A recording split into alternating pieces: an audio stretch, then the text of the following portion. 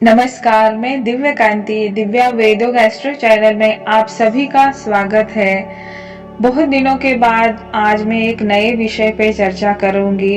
कुछ मेरा busy schedule होने के कारण मैं वीडियो नहीं दे पा रही हूँ, पर आज मेरे दिमाग में कुछ थॉट्स थे कुछ टॉपिक को लेके, तो मैंने सोचा मैं इसका वीडियो बनाऊंगी। तो आज मैं कॉम्प्लेक्स रिलेशनशिप के बारे में थोड़ा सा बताना चाहूंगी। जब भी हम कंसल्टेंसी देते हैं या कुछ लोगों को भी हम मिलते हैं, तो हमें कुछ लोगों की अगर लाइफ की कहानी सुनते हैं तो हमें बड़े कॉम्प्लिकेशन की चीजें उनकी लाइफ में दिखती है। तो मेरी भी बड़ी उत्सुकता थी कि ऐसा क्यों होता है, तो मैंने इन सब चीजों के बारे में काफी पढ़ा सुना। तो मुझे तब समझ में आया कि कुछ हमारी वर्तमान परिस्थिति में जो हमें प्राप्त होती है या कुछ चीजें हमारे साथ होती है, उसके पीछे क्या कारण होता है।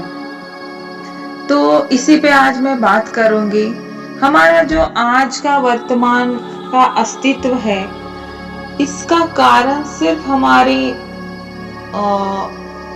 ये लाइफ नहीं होती है। इसके पीछे हमारे कई जन्मों के कर्म होते हैं जो हमें वर्तमान परिस्थिति देते हैं। और वर्ल्ड की कई सारी फिलॉसफी मानती है कि मनुष्य के कर्मों के कारण ही उसकी लाइफ बनती, या मनुष्य के कई सारे कर्म होते हैं, कई सारे जन्म होते हैं और कई सारे जन्मों में कई सारे कर्म होते हैं और उसी के फल अनुरूप ही वो लाइफ पाता है। बृहत्पराशर जी ने भी कहा है कि जो भी ग्रह होते हैं वो मनुष्य के कर्म फल के अनुसार ही उन्हें फल देते हैं। तो ऐसे ही कॉम्प्लेक्स रिलेशनशिप में जैसे कुछ कार्मिक रिलेशनशिप होते हैं, सोलमेट रिलेशनशिप होते हैं और ट्विन फ्लेम रिलेशनशिप होते हैं। तो ये 3 रिलेशनशिप होते हैं लाइफ में। और ये इसमें जो भी कोई मनुष्य होता है, उसको काफी सारी कॉम्प्लिकेशन का सामना करना पड़ता है और उसकी खुद की लाइफ एक मतलब उसका पर्सनल वर्ल्ड अलग होता है और रियलिटी थोड़ी सी डिफरेंट होती है। तो इसको समझने की जरूरत होती है कि किस तरीके से मतलब लोगों के साथ कुछ चीजें हैपन होती है। तो मैं उस पे थोड़ा सा प्रकाश डालने की कोशिश करूंगी। पहले मैं बात करूंगी कार्मिक रिलेशनशिप। कार्मिक रिलेशनशिप ऐसा होता है, इसमें जाने के बाद उस व्यक्ति के लाइफ में बहुत बड़ा बदलाव या चेंज आता है। और कार्मिक रिलेशनशिप हमेशा दुख दे के जाता है, या तो दुख समझो या लॉस समझो। और ये हमारे रिश्तेदारों में हो सकता है, दोस्त में हो सकता है, हस्बैंड वाइफ के रिलेशनशिप में भी ऐसा हो सकता है। मान लो जैसे हस्बैंड वाइफ में ही दोनों की नहीं बनती है और आपस में बहुत झगड़े वगैरह होते हैं, बहुत दुख मिलते हैं उनके रिलेशनशिप में, और दोनों में से एक कोई साथ में नहीं रह पाता, दोनों में से एक को दूसरे को छोड़ के जाना चाहता है और इन सब चीजों में काफी सारा दुख भी उसको मिलता है। तो ये एक कार्मिक रिलेशनशिप हो गया। मान लो बिजनेस है, बिजनेस में 2 दोस्त है, 2 दोस्तों में से एक ने दूसरे को चीट किया और उसका सारा पैसा सब कुछ लेके वो चला गया। तो ऐसे जो रिलेशनशिप होते हैं इनको कार्मिक रिलेशनशिप कहा गया है, जो सिर्फ हमें दुख और दुख ही देके जाते हैं। तो जब भी कभी इस प्रकार के कोई लोग आपके पास आते हैं कंसल्टेंसी लेने के लिए, तो हमें समझना चाहिए कि ये इनके साथ क्यों होता है। प्रिडिक्शन या काउंसलिंग अपनी जगह होती है, पर उनके साथ क्या हो रहा है और किस वजह से हो रहा है ये भी जानना बहुत जरूरी होता है।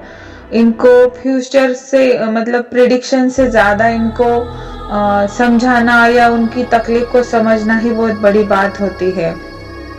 और जो बहुत ज़्यादा अगर किसी रिलेशनशिप में प्रॉब्लम्स है, दुख है, तो उन सब चीज़ों से हट जाना ही बहुत बेहतर होता है।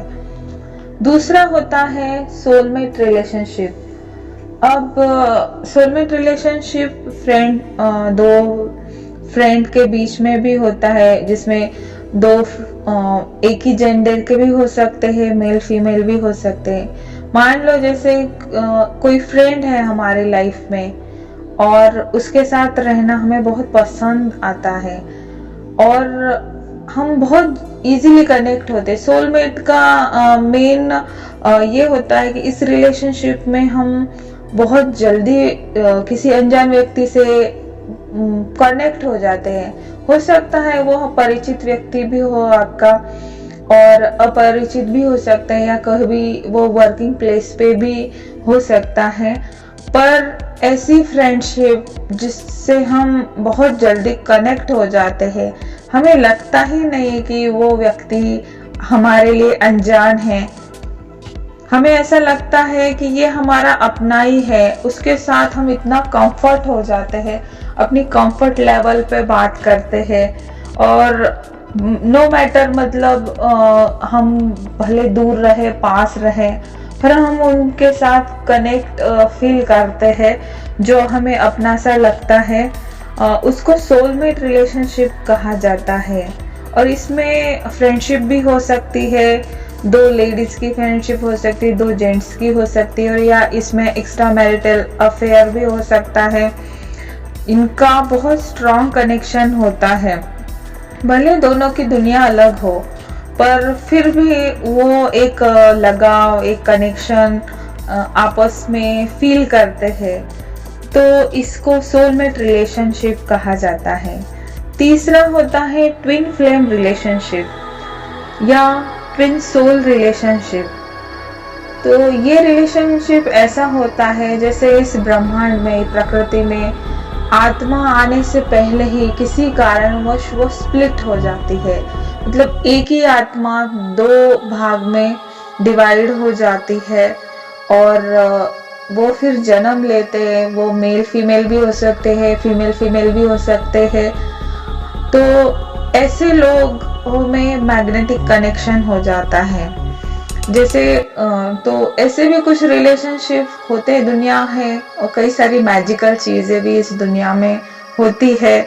कोई मानता है, कोई नहीं मानता है, पर जैसे जैसे हम समझते हैं प्रकृति के रहस्य को, तो फिर से हमें समझ में आता है कि हाँ, ऐसी चीजें भी होती है।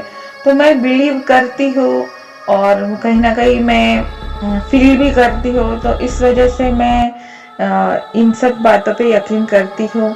तो ट्विन फ्लेम रिलेशनशिप में ऐसा होता है कि बहुत मैग्नेटिक रिलेशनशिप होता है।